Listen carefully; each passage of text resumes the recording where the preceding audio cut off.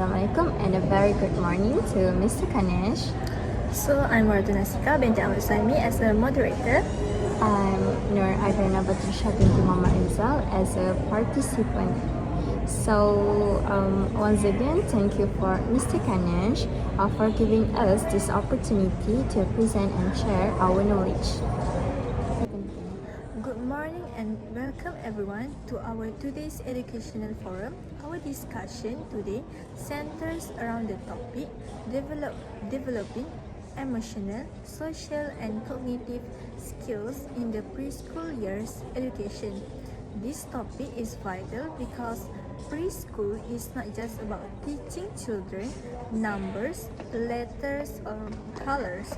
It's about shaping their personality, helping them connect emotionally and socially, and guiding their thinking processes. I'm delighted to have with me our participant Adriana, who will share insight, examples, and theories from famous early childhood education figures to help us better understand how young children grow and learn holistically. Thank you, Ardaton. It's an honor to be here. I truly believe that the preschool is the foundation of lifelong learning. The experience that children have during these early years will influence their attitude towards school, learning, and even relationship later in life. Absolutely. Throughout this session, we will discuss three major areas: emotional, social, and cognitive development, and how they are supported in preschool education. We will also connect this with the ideas of key theories like Jean Piaget, Erik Erikson, Lev Vygotsky, and Howard Gardner. Adriana, could you start by explaining what preschool education really means? Sure. Preschool education refers to the formal learning experience for children aged about 4 to 6 years old. Before entering primary school, it focuses on holistic development, helping children grow emotionally, socially, physically, intellectually, and morally. Jean Piaget, one of the most influential development psychologists, explained that preschoolers are in the professional stage of cognitive development. This means they learn best through play, exploration, and imagination, not through memorizations or rigid instructions. So preschool classrooms are designed around play-based learning through storytelling, singing, drawing, dancing, and building blocks. These activities help children express ideas, think creatively, and communication with others. That's so true. Many people underestimate how much learning happens through play. When children play, they are not wasting time. They are exploring concepts and practicing problem solving naturally. So, let's move to emotional development, a very important area. How does preschool education help in developing children's emotional skills? Okay, so emotional development is about understanding, expressing, and managing one's feeling. According to Erik Erikson's psychology theory, children between the ages of 3 and 6 are in the stage called initiative versus growth. At this stage, children begin to take initiative, for example, by choosing what to play or trying new tasks. When teachers and parents encourage and support this initiative, children develop their confidence and independence. But when they are constantly criticized or controlled, they may develop guilt or fear of failure. In a preschool, Teachers help children identify and name their emotion like happy, sad, or angry. They use stories, song, and group discussions to help children talk about their feelings.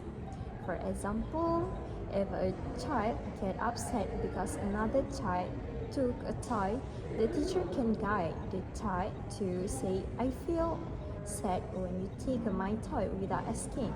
This helps children build emotional literacy, the ability to express feelings with words instead of actions. That's an excellent example. It shows how emotional guidance helps children gain self-control and empathy. Exactly. Teachers also model positive emotions. They show calmness, passion, and kindness. When children observe this behavior daily, they learn how to manage their own emotion better. And as Howard Gardner, who proposed the theory of multiple intelligence, said emotional and interpersonal intelligence are just as important as academic intelligence. Preschool is where this intelligence starts to grow. Okay, now let's talk about social skills. How does preschool help children develop socially?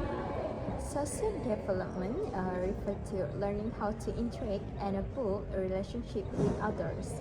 According to Vygotsky's social culture theory, learning happens first through social interaction, then it becomes part of the child's individual understanding. He introduced the concept of the zone of proximal development, which is ZPD. The difference between what a child can do alone and what they can do with help from a more capable person. In a preschool, a teacher's guide children through social learning experience such as a group project, circle time discussions, and a cooperative play. For example, when the children work together to build a tower, they learn to share ideas, negative turns, and solve problems together. The teacher might step in to guide or encourage, helping them operate with their ZPD. Wow, that's a great example how social interaction supports learning. Yes, and this is also where children develop communication skill. They learn to use a word to express needs, listen to others, and build a friendship. Teachers play an important role as role models. When they demonstrate politeness, fairness, and respect, children naturally imitate them. Over time, they develop important social value like cooperation, empathy, and respect. Okay, we have talked about emotion and social interaction. Now, what about cognitive development, the intellectual side of learning? Cognitive development is about how children think, reason, and understand the world. So, Jim Piaget described this stage, the preparation- preparational stage, as a time when the children begin to use symbols and imaginations.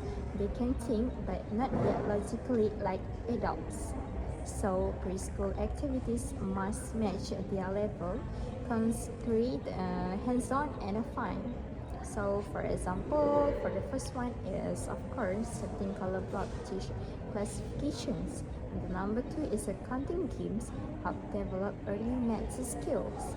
And number three is storytelling. And the number three is storytelling, builds memory and imagination.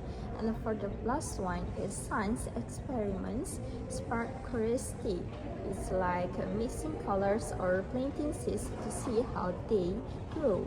So teachers also use open-ended questions such as what do you think will happen next, or why did then happen, which encourage problem solving and reasoning.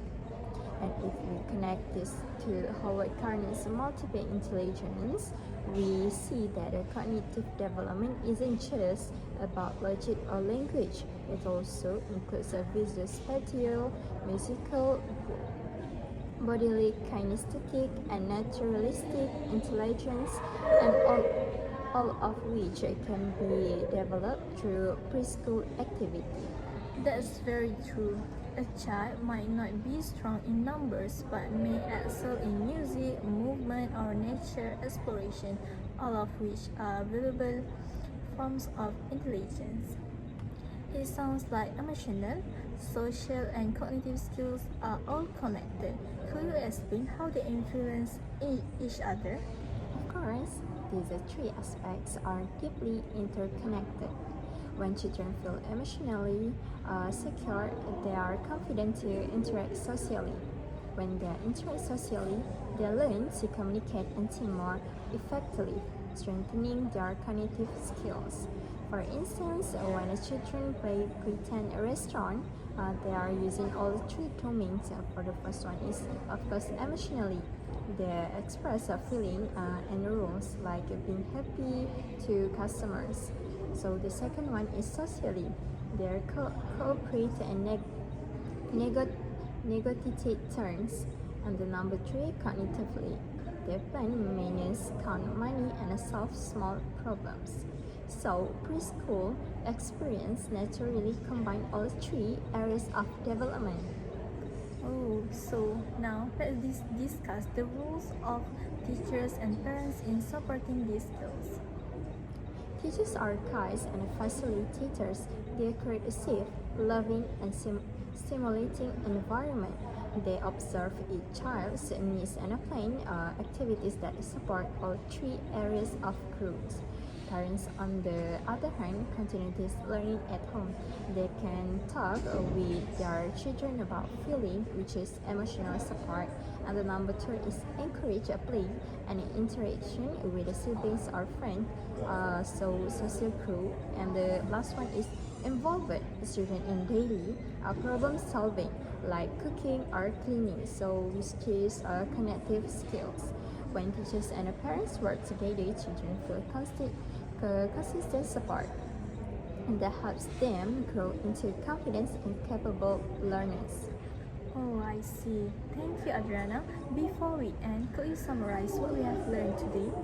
Sure, to summarize, emotional development helps students understand and manage their feelings, supported by Erikson theory. Social development allows them to build relationships and communicate based on Vygotsky ideas. And the last one is, of course, cognitive development shapes their thinking, reasoning, and creativity, which is supported by Piaget and Gardner. All these three areas are connected and essential for a child's overall growth. A preschool education provides the environment and opportunities to develop these skills through love, guidance, and a meaningful play. Wow, that's a beautiful summary. Preschool 3 lays the foundation for lifelong learning and success. On behalf of everyone, I want to thank Adriana for sharing her insight and knowledge today. And thank you to our audience for listening and engaging. Let's remember, when we nurture emotional, social, and cognitive growth in young children, we are shaping not only their minds but their heart and character too.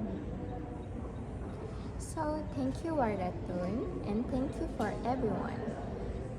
Let's continue to support our preschooler with patience, love, and care. And that concludes our forum on developing emotional, social, and cognitive skills in the preschool year education. Have a wonderful day.